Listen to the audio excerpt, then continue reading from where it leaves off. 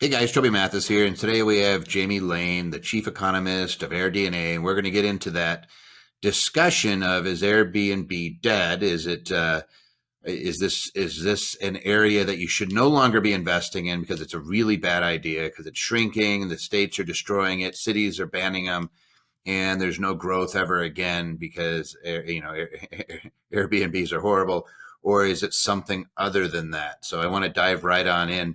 Jamie, first off, welcome. Thanks, Toby, for having me. Hey, it's always fun to have a numbers guy, and I always figure people lie, numbers don't, but people do like to manipulate numbers, right? So Absolutely, they do. you're the chief economist of the organization that's probably the best number counter of this area, and so based off of what you're seeing, first off, is Airbnbs is it dead? Is it crashing? Is there an Airbnb bubble that's destroying the market? What's the reality? Yeah, and the reality is we've got record number of people staying in short-term rentals. We hit a record in 2021 that we increased that number by another 20% in 2022, and then we increased it by another 10% in 2023. So there's more people than ever staying in short-term rentals. We are seeing a normalization in terms of industry performance. Hmm. So we hit record highs in terms of occupancy. So people were selling their unit more than ever in 2021. We have seen a lot of new supply come in. We actually saw a pretty big decrease in supply throughout 2020 because of the pandemic, people pulling their home out of the market. So, really, this normalization is a supply story, not a demand story. And so now supply is coming back. We're bringing occupancy back down to sort of normal levels. And we hit sort of pre pandemic, we were running about 55%. 2021, we hit 63%. That's going to be a high watermark for sort of going back probably through the end of time. And we're never going to hit that high of occupancy on average for a year again. But now we're running about 58%. And while that's down from the highs, that's still well above what we were at pre pandemic and a really healthy level of occupancy when looking at new investments and sort of needing to get the returns for a short term rental. All right, so I live in Las Vegas, so I always think of occupancy rates as 90%. We're probably right around there, right? So let's just put it in perspective. I have 100 units in a hotel, Yep. and I'm occupied 90%. That means 90 of those units every single day is used. Now there's some days where it's 80 and some days where it's 100, right? I can't go above 100%. Yep. So when I normalize it out, my occupancy rate for the month might be 90%, but really it means I'm sold out every weekend. Yep. If I added another hotel, so there's only 100 rooms, now I add a second hotel, and both hotels now have 80% occupancy rate. What the people are doing is saying, look, Airbnb occupancy rates are dropping. Is that what's going on? And they're saying, look at these massive declines because the hotel that was sold out, maybe the average rate was $200, but during the weekends they jack that up to 500 because they're sold out. They can do it. Is that what's going on with Airbnb? Yeah, absolutely. So we're distributing the demand across more units. Rates were unbelievably high and increasing the past couple of years. So ADR, so the average daily rate for a short-term rental went up 10% last year. That is massive pricing power. The average revenue that a short-term rental was earning is up 30% over the past 4 years. All right, So I got to just stop you right there. yeah, Last 4 years, earning per unit. earning per unit is up 30%. All right, So 30. now we're talking about declines of nationally, we're going down about 2% right now.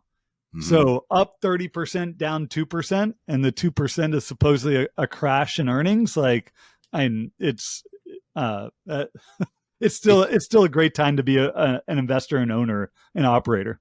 Now, you mentioned, I mentioned 90% occupancy here in Vegas. Obviously, that's not what it is for the country, and it's really hard to Mhm. get that data. But you mentioned 58%.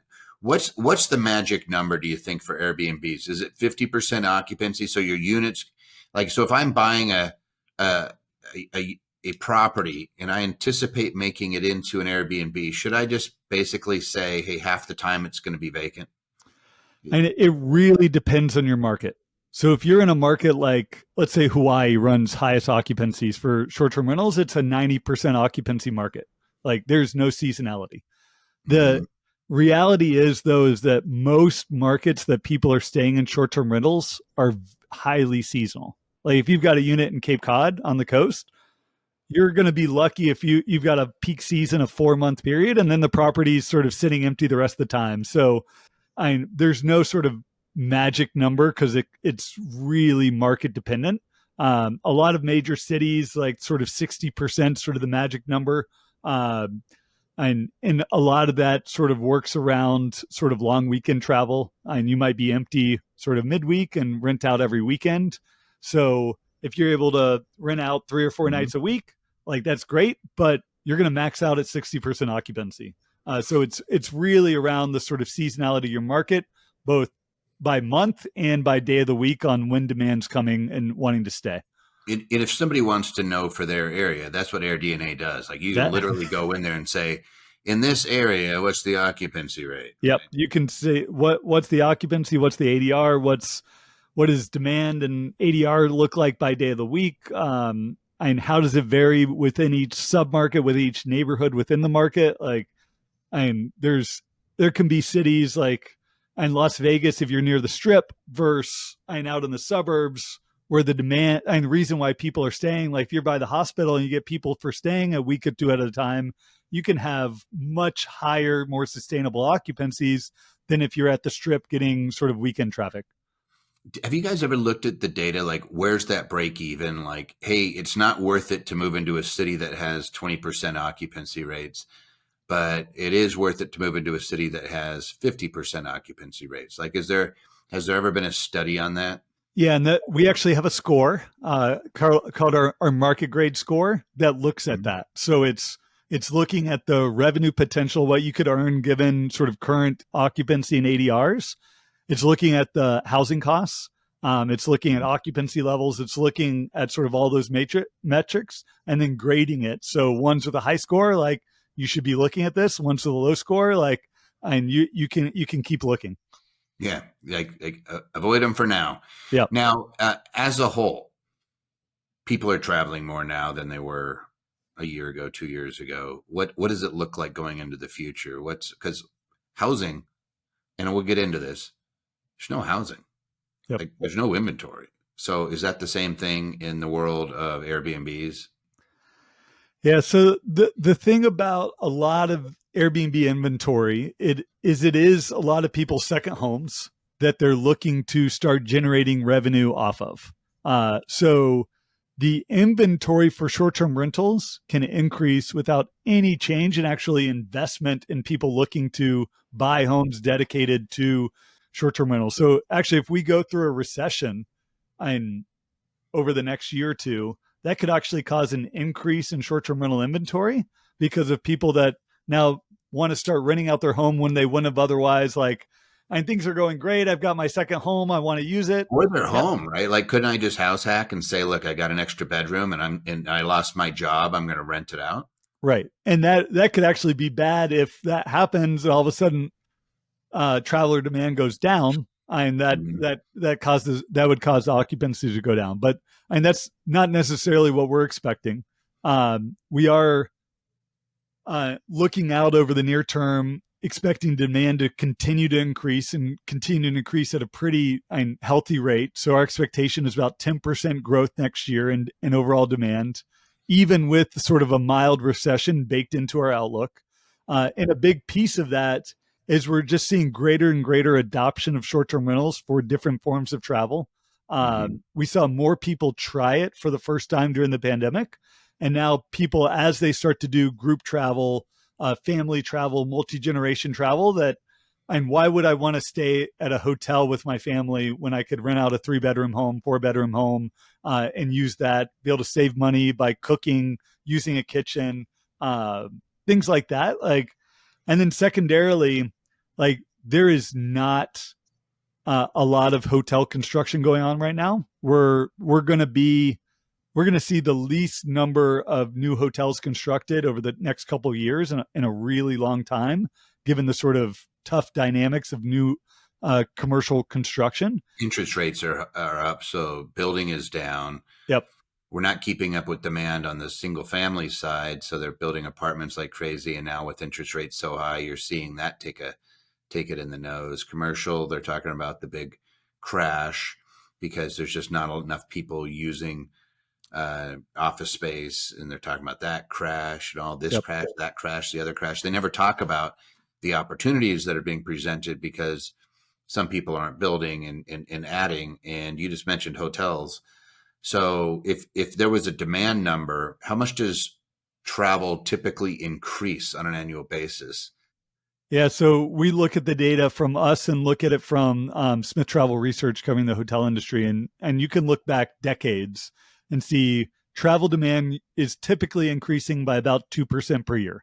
Part of that's population, part of that's sort of inbound international growing, and more people spending more on travel as opposed to other things. But general rule, 2% a year. Hotel supply is only going to be growing by about 1% over the next 5 years. That means that there is a significant opportunity, and there's going to be more demand than there is an increasing supply. And my theory is that short-term rentals are the only way that that demand can be accommodated, and there's going to be increasing demand, and short-term rentals are going to be able to grow to satisfy it.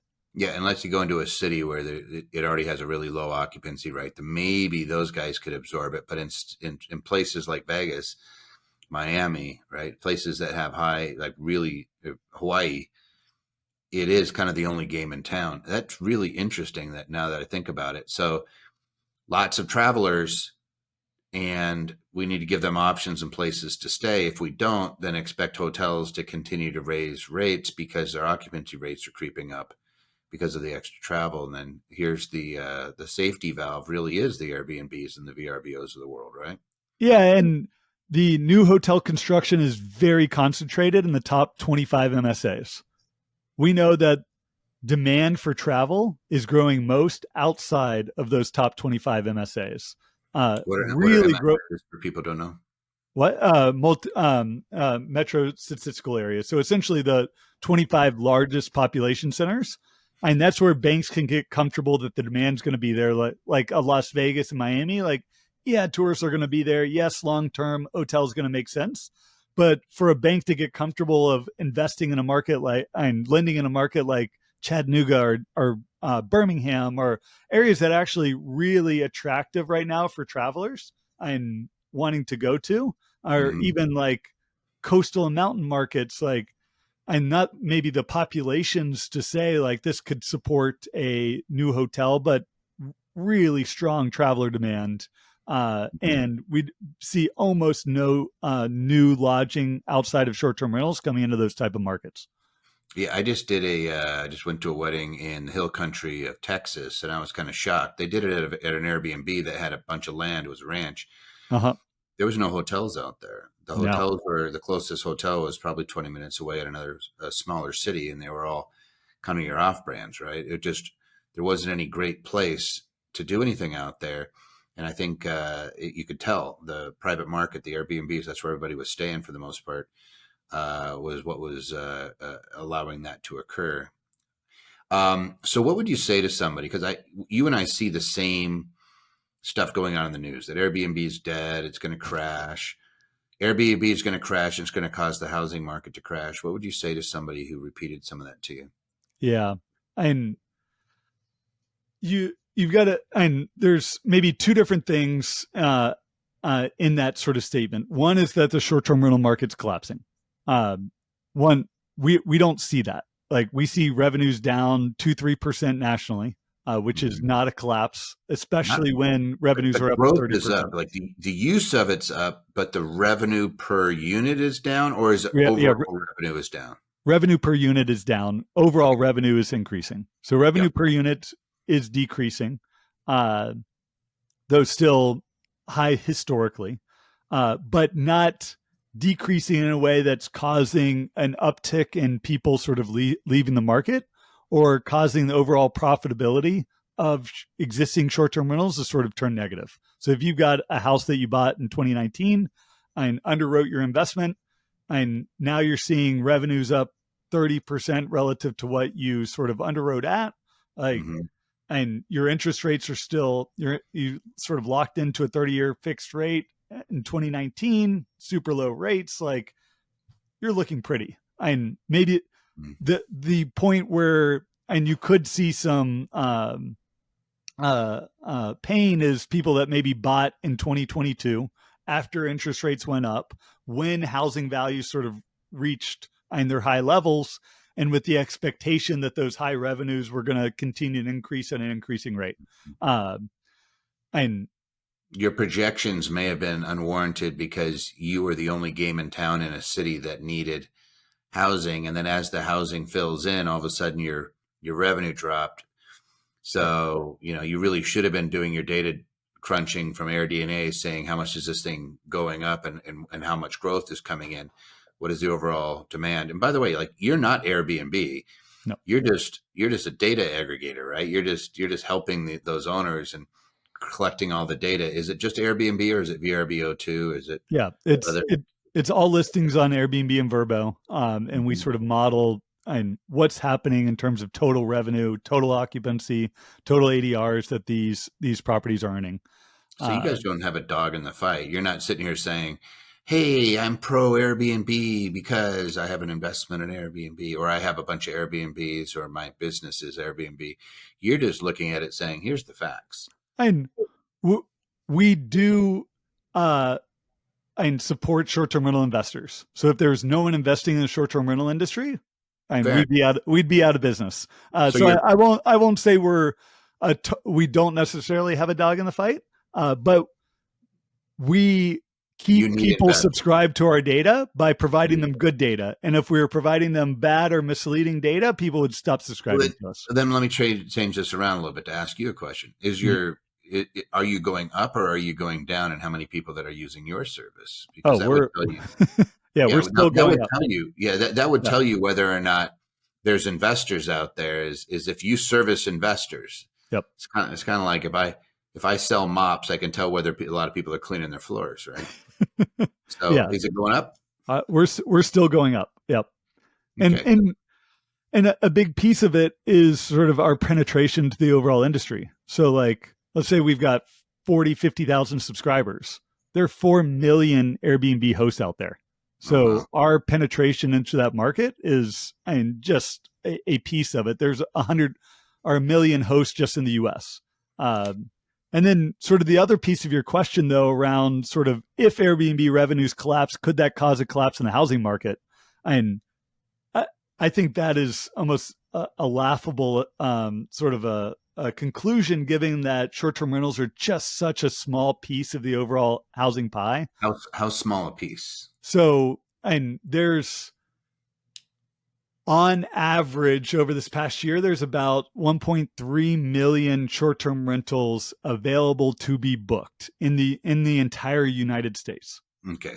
Separate, are these separate structures, or could you have two in one structure? So about half of those are in single family homes. The other half are in multifamily buildings.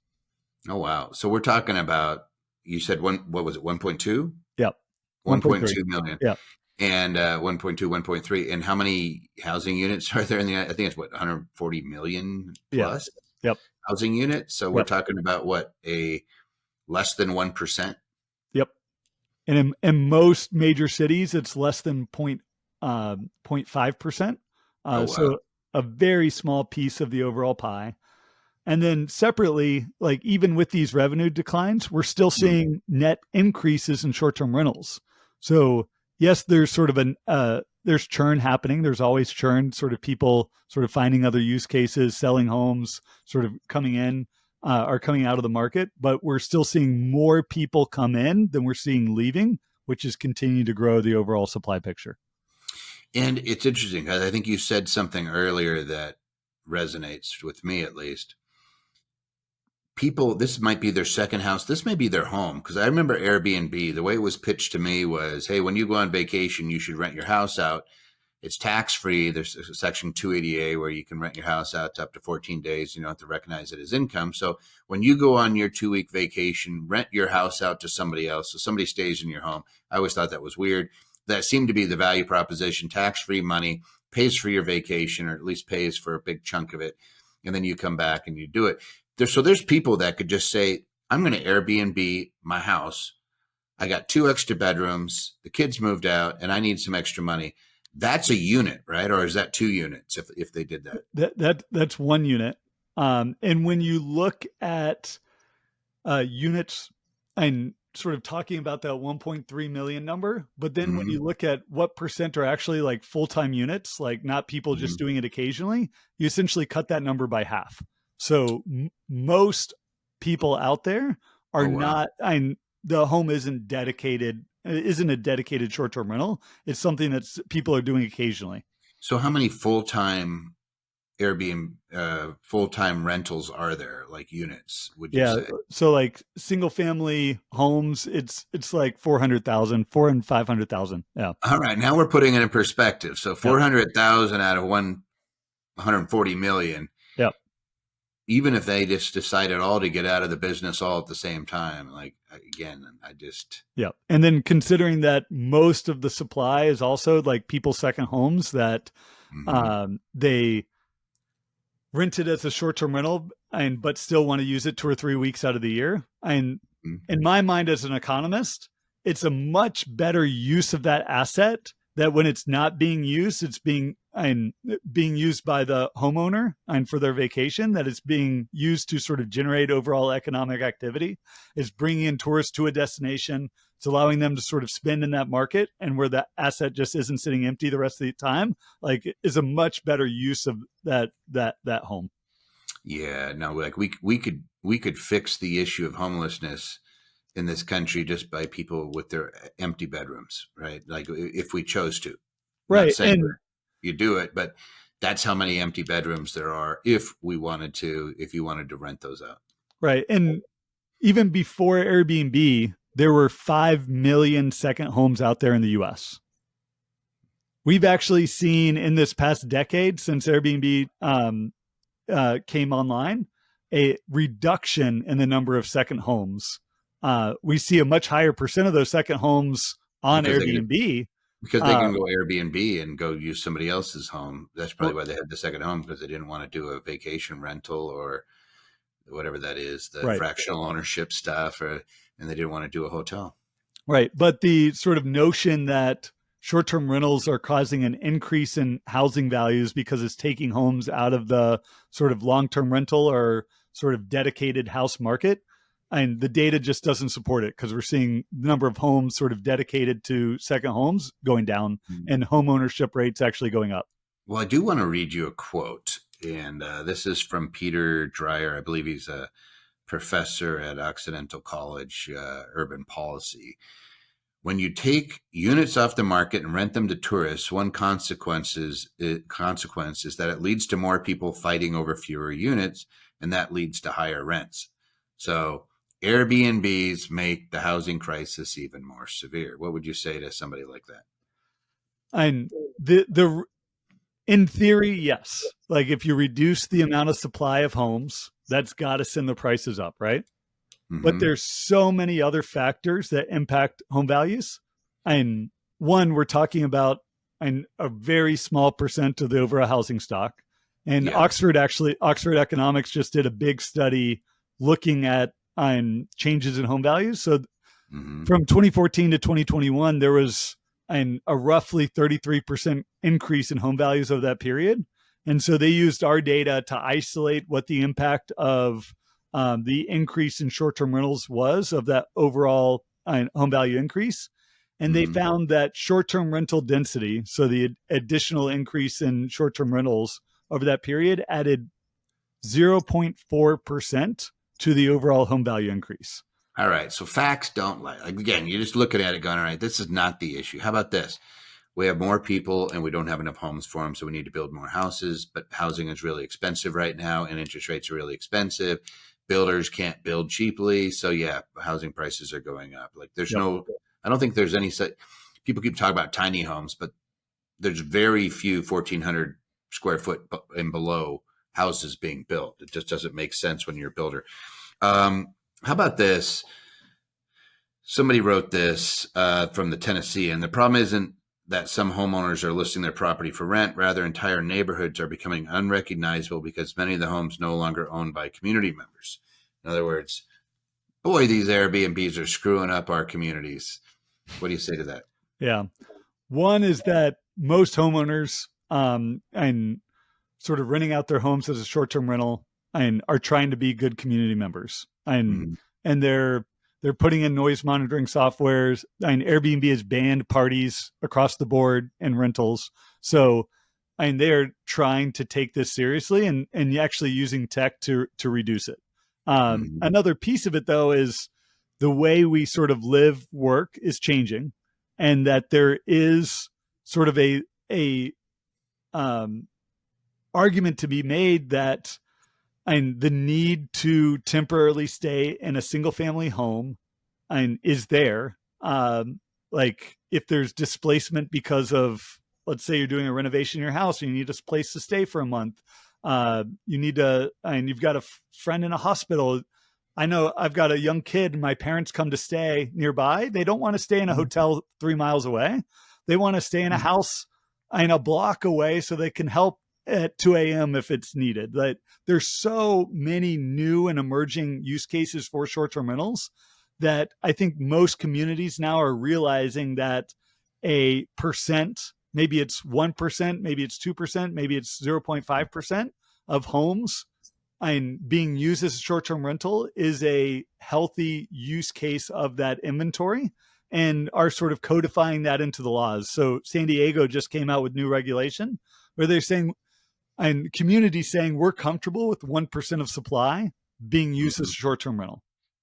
And as long as it's being taxed, as long as those units are being registered, and then they've sort of put that into place, and they expected 10,000 and that sort of 1% to be registered, and they found that only 5,000 people actually applied for the permit. So, and what they found was that such a high percent of the overall inventory on Airbnb was people doing it occasionally, that by putting in the registration requirement, they're just like, you know what, it's not worth it to register. Like I was doing it occasionally, like, yeah, you can keep it.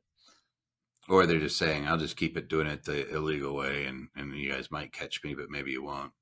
And then sort of the other thing we found is that some markets, and to one of your earlier points on short-term rentals may not be the sort of easy thing that people thought that could solve the housing crisis. Like in Telluride, they put in a 2-year moratorium on short-term rentals. Like you can't increase the supply, you can't add new ones. Like you saw overall number of listings going down over the past 2 years, and they still saw housing prices skyrocket. And they also found that their ability to earn revenue for their market had declined substantially, given that they didn't have the taxes coming from those short-term rentals.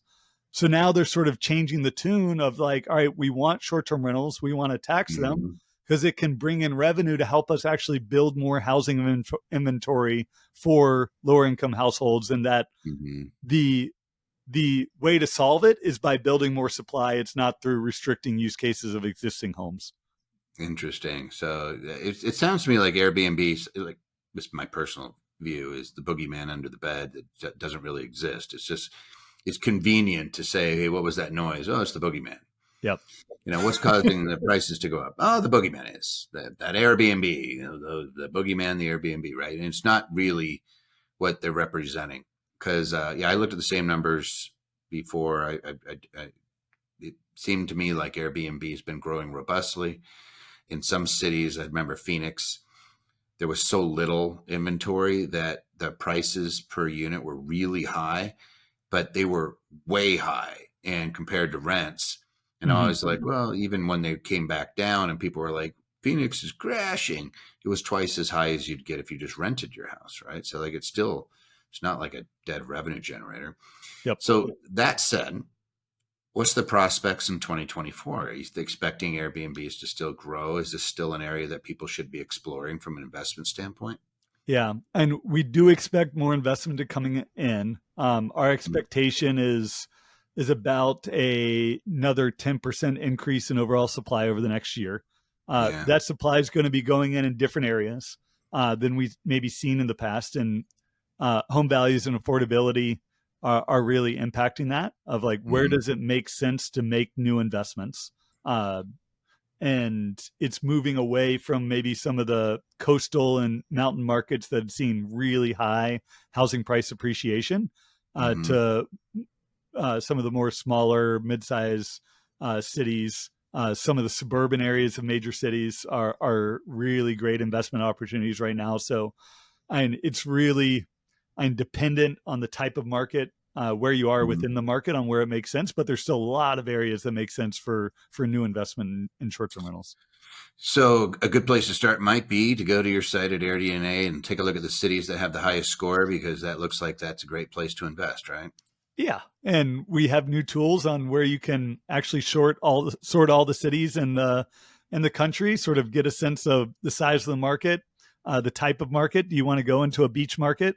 And what are the beach markets with the highest occupancy with more than 500 listings? Like, that's an easy sort on our site now, and sort of helps you find new and profitable markets to invest in. Well, perfect. Well, Jamie, I told you this would be about 20 minutes. We went a little bit over. Thank you for coming in and shooting straight and helping us actually talk about facts instead of emotion, and clearing some of this up. Is there anything else you want to add? Toby, this was a lot of fun. I'll tell people, if you want to follow me, I'm on Twitter, Jamie_Lane on LinkedIn. And we do have host a podcast of my own called the STR Data Lab, where we talk about short-term rental performance investing and interviewing large professional operators. Perfect. We'll put those links in when it goes on YouTube. And thanks again. We put it on the podcast and all those notes. So we'll make sure people get driven over to you, because, again, facts don't care about our feelings. And sometimes we need to actually look at the facts, especially when it comes to your money. Make intelligent decisions, guys. Thanks again, Jamie. You've been awesome. I really appreciate you taking the time out to come on. I know you've been busy. So hopefully we'll see you again. Oh, thanks, Toby.